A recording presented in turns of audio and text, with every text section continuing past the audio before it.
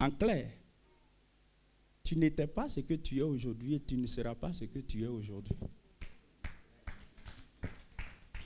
Que tu en sois conscient ou pas, il y a des gens qui luttent contre le changement. Et pourtant, nous en sommes soumis chaque jour. Chaque seconde introduit un changement dans notre vie. Tu changes même quand tu luttes contre le changement. Tu changes même quand tu ne veux pas du changement. On dit de certaines personnes qu'ils sont conservateurs. C'est juste sur un certain nombre de choses. Mais fondamentalement, personne ne peut conserver quoi que ce soit.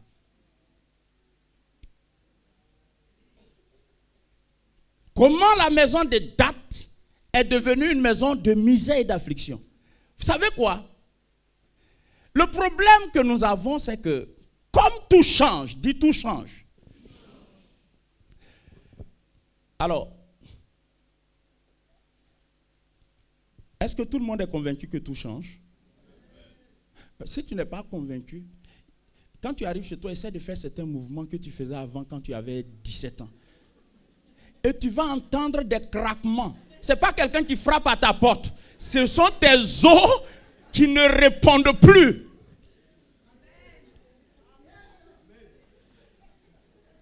Et ce craquement s'élève en toi pour témoigner que les choses ont changé. Même si le lifting existe, même s'il y a des mesures médicales qui existent, même s'il y a des voies et moyens pour retarder le vieillissement, je voudrais vous informer que nous ne pouvons pas retarder le changement, nous ne pouvons pas empêcher le changement, nous devrons être suffisamment objectifs pour réfléchir à la bonne façon de gérer le changement. Parce que quoi qu'il en soit, changement, il y aura.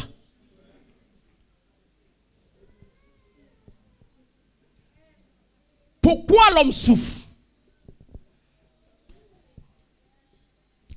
Pourquoi souffrons-nous? Écoutez-moi très bien.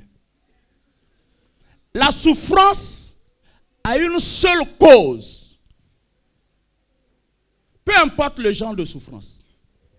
Dis avec moi, la souffrance a une seule cause.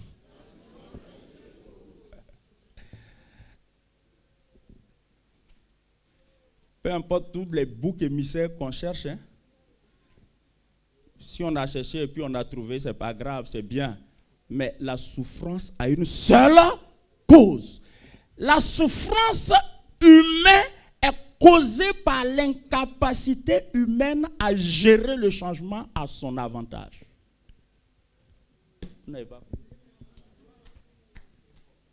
Bien, j'explique. Ou je redis. Note.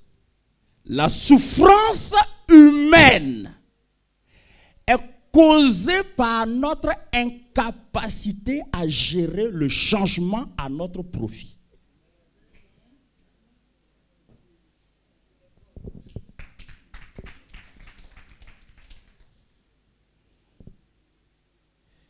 Quand Lazare tombe malade, le désir de Marthe et de Marie, c'est quoi? De retourner la situation. La maladie fait intervenir un changement dans la vie de Lazare.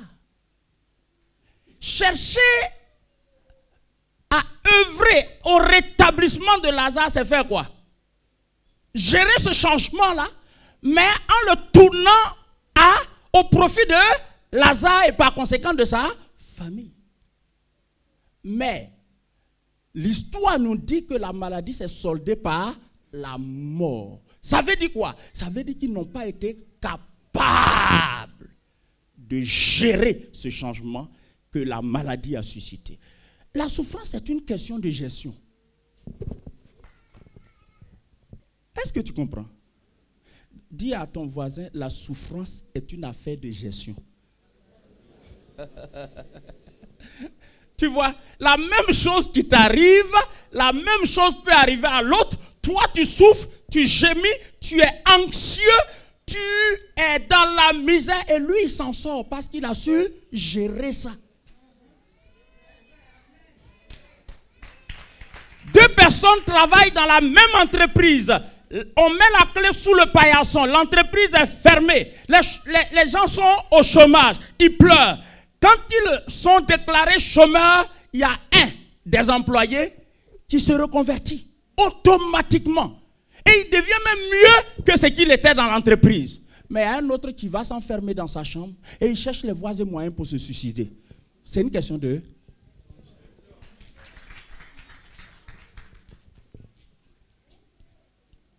Si tu sais gérer le changement, si tu sais faire en sorte que le changement tourne toujours en ta faveur, tu ne connaîtras pas de souffrance.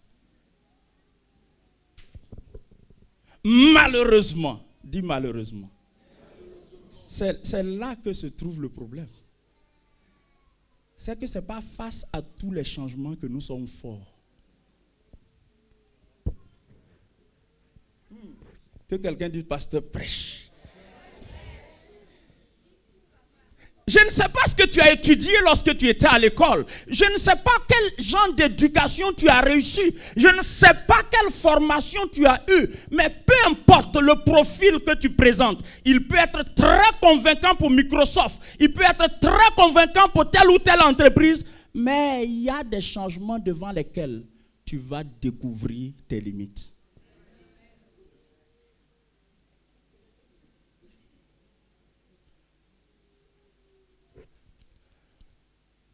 C'était en vue de lutter contre le changement que la maladie a fait intervenir que Marthe et Marie ont envoyé quelqu'un pour chercher Jésus.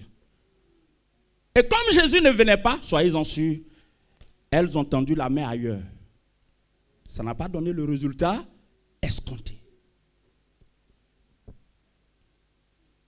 Ce changement leur était difficile à gérer. Et ce matin, pendant que je parle comme ça, tu fais une réflexion rétrospective de ta vie et tu vois la somme de changements que tu n'as pas pu gérer convenablement. Et écoutez-moi très bien. Chaque fois que nous n'arrivons pas à gérer convenablement un changement, nous le subissons.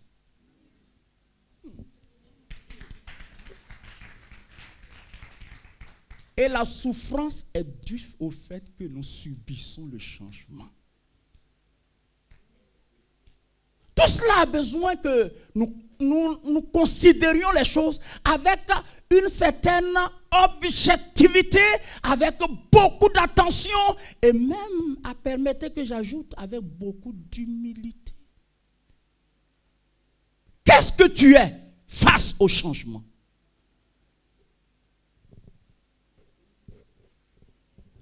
Aujourd'hui, tu as eu le sentiment d'avoir vaincu. Mais demain, ce ne sera pas juste le sentiment d'avoir, mais tu te rendras compte que tu as été vaincu. Hier, tu as eu le sentiment d'avoir vaincu, c'est-à-dire d'avoir triomphé. Mais aujourd'hui, tu te rendras compte que c'est toi qui es vaincu. Et alors, non seulement le changement, tu le subis, mais parce que tu subis le changement, tu te retrouves dans un autre changement. Vous voyez, la défaite face au changement entraîne un changement qu'il faut aussi gérer. Donc, toute notre vie, nous la vivons comme des gestionnaires. Si tu es un bon gestionnaire, tu seras heureux. Si tu es un mauvais gestionnaire, tu ne seras pas heureux. Nous sommes des gestionnaires sans le réaliser. Quelqu'un peut dire, pasteur, prêche. Il était question que Marthe et Marie gèrent ce changement dans leur famille. Comment faire pour que Béthanie ne soit pas maison de misère? Comment faire pour extirper la misère de Béthanie, l'affliction de Béthanie, la souffrance de Béthanie, l'angoisse de Béthanie? Elles ont fait tout ce qu'elles étaient capables de faire. Mais l'affliction s'est imposée. La misère s'est imposée. La douleur s'est imposée. Heureusement, dis heureusement.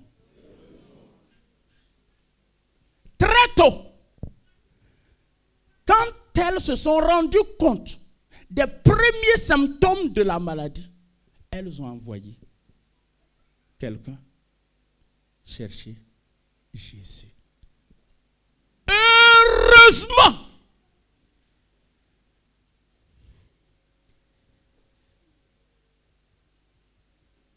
et ça, j'appelle ça un facteur déterminant. Envoyer quelqu'un chercher Jésus. En d'autres termes, solliciter le Seigneur. Inviter le Seigneur. Pourquoi est-il nécessaire que nous l'invitions? Pourquoi est-il nécessaire que nous lui fassions appel? Pourquoi est-il nécessaire que nous lui tendions la main pour dire viens à notre secours? Pourquoi? Non pas parce qu'on n'est pas intelligent, non pas parce qu'on n'a pas trop étudié, non pas parce qu'on n'a pas une situation favorable, mais simplement parce qu'il y a des changements qui à coup sûr interviendront dans notre vie et face auxquels nous serons complètement démunis. Nous ne pourrons absolument rien faire parce qu'il y a des changements qui ne peuvent être changés. Est-ce que quelqu'un m'écoute? Il y a des changements qui ne peuvent être changés que par celui qui change toutes choses. Laissez-moi vous dire pourquoi les changements triomphent par moment de nous. Parce que nous sommes changeants. Alléluia! C'est parce que tu es changeant que les changements te dominent. Mais il y a un qui ne change pas. La Bible déclare qu'il est le même hier, aujourd'hui et éternellement. En lui, il n'y a aucune ombre de variation. Il n'y a aucune ombre de variation. Et la Bible déclare qu'il est le maître des temps et des circonstances. Il est le maître des temps et des... Il y a des changements qui ont cours en ce moment dans ta vie. Et tu ne sais pas comment faire face à ces changements. Et tu es en train de les subir. Tu es en train de souffrir. Tu es en train d'être affligé à cause de ce que tu ne sais pas comment faire face à ces changements. Mais je suis là ce matin pour te dire, la maison des dates, c'est vrai, elle est devenue maison d'affliction, mais la maison d'affliction peut devenir la maison de la chanson. Alléluia! La maison d'affliction peut devenir la maison de la chanson, la maison de la louange, la maison de l'allégresse. Alléluia! Il y a des situations qui, lorsqu'elles ont cours dans notre vie, nous arrachent notre rêve, nous arrachent la joie de notre avenir, nous arrachent notre espérance. Et en lieu et place de nos rêves, de notre espérance, de nos ambitions, ces situations sèment en nous le doute. Et on se demande où est-ce que nous allons, comment nous allons faire, parce qu'il y a un changement que nous ne sommes pas capables de gérer. Mais tu n'es pas capable, mais il y a un qui est capable. Tu es limité, mais il y a un qui est illimité. Tu es impuissant, mais il y a un qui est puissant. Il est le tout puissant.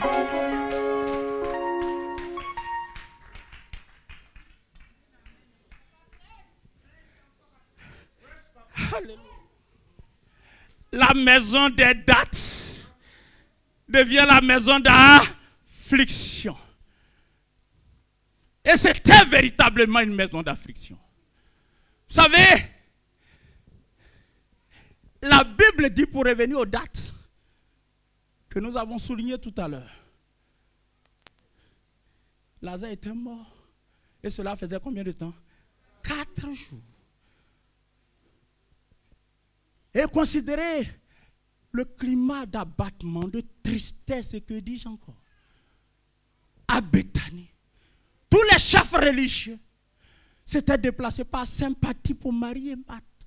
Mais vous savez quoi? La sympathie a beau être appréciable, mais qu'est-ce qu'elle peut changer fondamentalement? Il faut mieux que la sympathie. Il faut mieux que la sympathie. La compassion de mes parents, de mes amis et de mes collègues de service m'est nécessaire. Mais fondamentalement, qu'est-ce que ça peut changer? Il faut mieux que ça.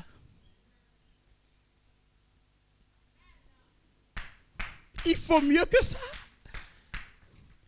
La situation dans laquelle tu te trouves, il faut mieux que de simples compassions, même si elles sont sincères.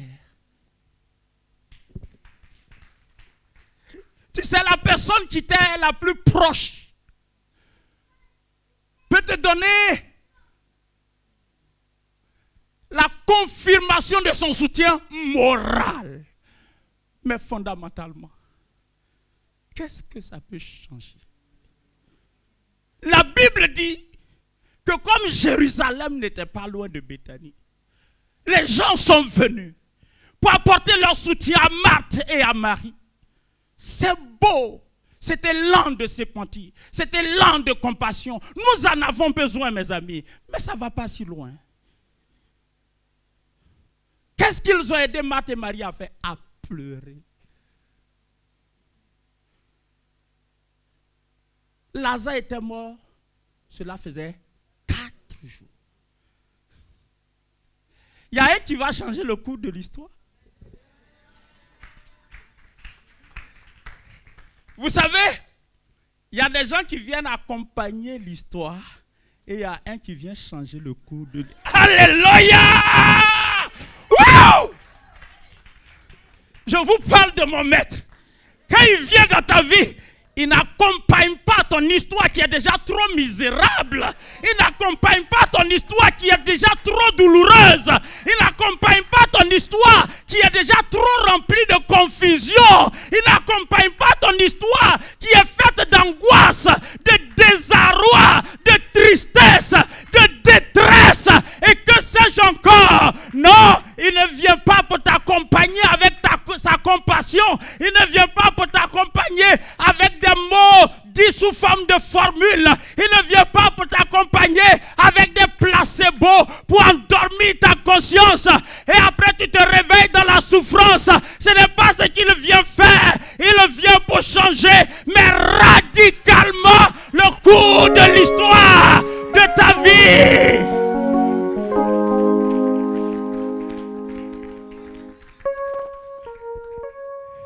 Écoutez-moi très bien. Le Seigneur m'a dit, et il me l'a dit pour la toute première fois. Il y a plus de 20 ans que je sers le Seigneur, plus de 20 ans que je lis la Bible. Le Seigneur m'avait caché cela. Mais il y a 2 jours, le Seigneur m'a révélé cela. Il m'a dit, Lazare a fait combien de temps dans la mort? 4 jours. Et le Seigneur m'a dit, tu as vu, avant que Jésus ne vienne, l'humanité a souffert de la mort pendant 4000 ans. 4000 ans. Et la Bible dit en Romains chapitre 5 que la mort a régné d'Adam jusqu'à Moïse. Pourquoi jusqu'à Moïse? Parce qu'il y a un qui est venu. Le même qui allait à Béthanie. Le même qui allait à Béthanie. Quand il est descendu dans ce monde, il a arraché à la mort son pouvoir. Il a dit, mort, où est ton aiguillon? Il dit, je tiens dans mes mains la clé de la mort et du séjour des morts. Il était le seul, mes amis, à pouvoir dire, celui qui croit en moi ne mourra plus. Il est venu pour changer le cours de l'histoire. Et c'est ce même qui a mis pied à Béthanie. Je voudrais t'informer qu'il n'y est pas allé de lui-même. Il y avait été invité. Il aimait Lazare. Mais il a été d'abord invité.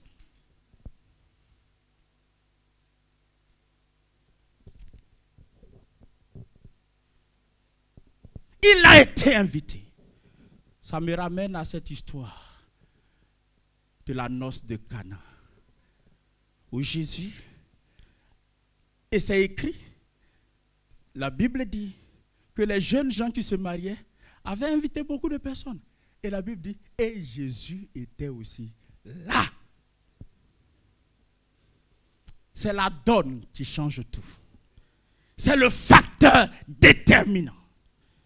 Parce que toi-même, malgré toutes les précautions que tu prends, il va arriver un moment où tu seras totalement vaincu, où tu ne pourras rien. Et si tu ne veilles pas, tu vas livrer le sort de ta vie aux marabouts. Parce que toi, tu ne peux plus. Et les marabouts vont t'enfoncer davantage. Sois béni. Et les marabouts vont t'enfoncer davantage.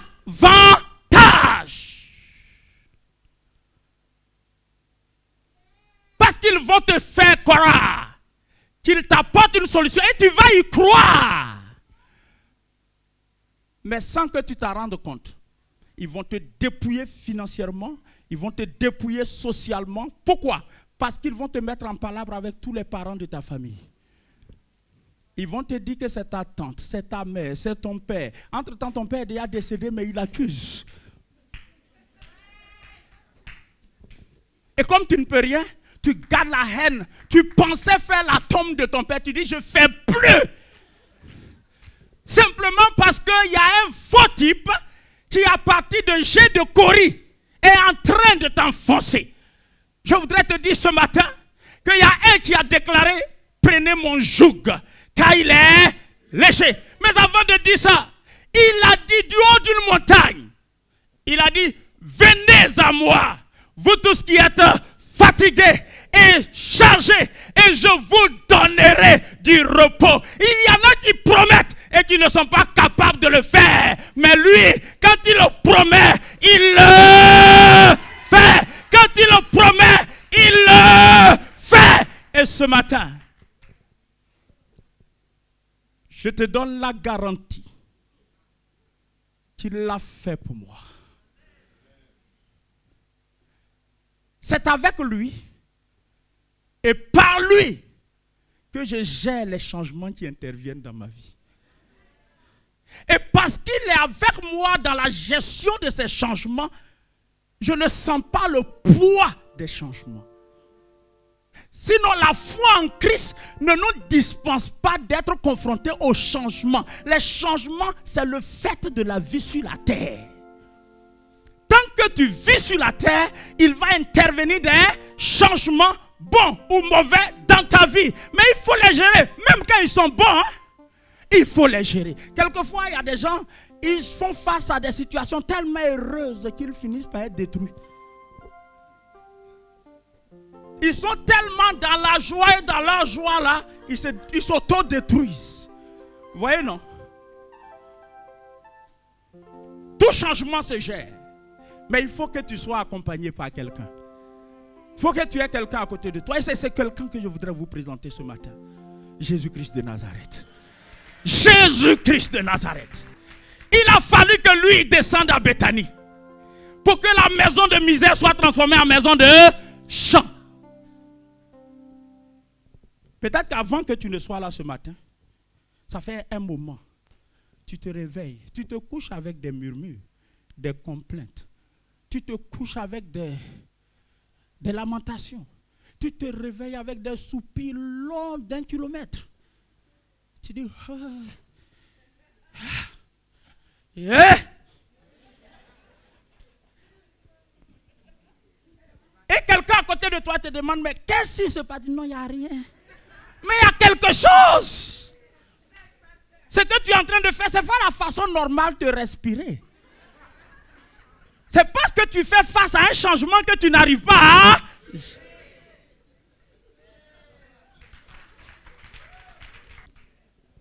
Alors la bonne nouvelle est la suivante. Quand il arrive, après d'avoir essayé de convaincre Marthe, Marie et leur compagnie. Où l'avez-vous mis? Où l'avez-vous mis? Et puis, Marthe se permet de dire, Seigneur, on voit bien que tu es animé d'une très bonne volonté. Et on ne doute en aucun cas de tes capacités. On a vu les nombreux malades que tu as guéris, les paralytiques qui ont marché, les sourds qui ont entendu, les muets qui ont marché. Mais là, nous sommes devant un cas de figure. Même des morts que tu as ressuscités, mais ce n'est pas le même cas de mort. Pourquoi? Marthe dit, il sent déjà. En même temps que c'est triste, en même temps c'est une bonne nouvelle. Pourquoi c'est une bonne? En tout cas pour moi c'est une bonne nouvelle. C'est une bonne nouvelle parce que cela me permet de comprendre que peu importe la dégradation que ma situation a subie, peu importe la détresse dans laquelle je suis, peu importe la profondeur de l'abîme, du désespoir dans lequel je me suis retrouvé. Mais je sais que même quand la situation sent déjà la décomposition, la putréfaction, la pourriture, il y en a un qui a le secret de la vie, qui a le secret de l'espérance, qui a la clé de la joie, qui a la clé du changement. Il y en a un. Quand tu dis c'est pourri, quand tu dis ça ne marchera plus jamais, quand tu dis que là, il faut qu'on envoie cette voiture à la casse, il dit ramène-la moi. Alléluia. Alléluia. Avec lui, écoute-moi très bien, rien n'est pourri. Avec lui, rien n'est gâté. Avec lui, tout peut être réparé. Alléluia. Tout peut être réparé. Et je vais terminer en te disant qu'avec lui, on passe de la détresse à l'allégresse. Mes amis, je voudrais simplement qu'on se tienne debout pour acclamer le Dieu qui opère de grands changements dans nos vies, le maître des temps et des circonstances, le Seigneur Jésus-Christ de Nazareth. Acclamons-le, mes amis. Il est le Dieu qui opère des miracles, des prodiges. Il est celui qui conditionne le changement. Toi, le changement te conditionne, mais lui, il conditionne le changement. Est-ce qu'on peut lui adresser des paroles de louange et d'adoration et de reconnaissance ce matin? Mes amis, faisons-le. Rendons gloire au Dieu vivant, à l'agneau de Dieu, au maître des temps et des circonstances, à celui dont le trône est éternel. Il contrôle toutes choses. La Bible déclare que pendant le déluge, pendant que le déluge faisait rage, l'Éternel était assis sur son trône. Alléluia. Oh. Et sache que ce matin, si tu es là, ce n'est pas un accident. Dieu a programmé que tu sois là parce qu'il veut entrer dans ta vie pour conditionner le changement qui te pèse sur ta vie aujourd'hui. Dieu veut conditionner les choses. Alléluia. Alléluia. Lève les deux mains vers le Seigneur. Il agira, ma vie est entre sa main. Il agira. Tu es là ce matin, même si tu ne sais pas prier. Dis merci seulement au Seigneur d'avoir entendu ce que tu as entendu, parce que le Seigneur va profiter de cela pour entrer dans ta vie, changer ta vie. Alléluia. Il agira, oh, ma vie est entre sa main. Il agira, oh, il agira, oh, oh, ma vie est entre sa main. Il agira, ma vie dépend de lui. Alléluia. Lève les deux mains vers le Seigneur. Lève les deux mains vers le Seigneur. Ce Dieu qui n'abandonne jamais. Ce Dieu pour qui aucune situation n'est pourrie. Oh, ce Dieu vivant. Ma vie est entre ses mains, il agira, oh. Il agira, oh. Ma foyer est entre ses mains, il agira. Ma bénédiction dépend de lui, oh. Ah, oh. Entre ses mains, il agira, oh. Ma bénédiction dépend de lui. Ma vie est entre ses mains, il agira, oh. Gloire à toi ce matin. Toi, le facteur déterminant de l'histoire. Toi, la donne qui change tout. Toi dont l'influence est tellement déterminante dans notre vie que tu as déclaré, vous ne pouvez rien faire sans moi. Seigneur, nos yeux sont ouverts. Et nous avons compris que nos capacités ont des limites. Notre intelligence a des limites. Notre savoir a des limites. Nos compétences ont des limites. Mais toi, tu n'as pas de limites. Tu n'as pas de limites. Alléluia. C'est la fin qui compte. Alléluia. C'est la fin qui compte. Alléluia. C'est la fin qui Alléluia. compte. Merci Seigneur. C'est la fin qui compte. C'est la fin qui compte. C'est la fin qui compte. Merci Jésus. Il agira, oh. Ma vie entre ses mains. Il agira, oh. Jésus agira. Ta vie entre ses mains, il agira, oh. Ta bénédiction dépend de Dieu, oh. Ah, oh. Ma vie est entre ses mains, il agira, oh. Ta bénédiction dépend de lui. Ta vie est entre ses mains, il agira, oh. C'est la fin qui compte, oh. C'est la fin qui compte, oh. C'est la fin qui compte, oh. C'est la fin qui compte, oh. C'est la fin qui compte, oh. C'est la fin qui compte.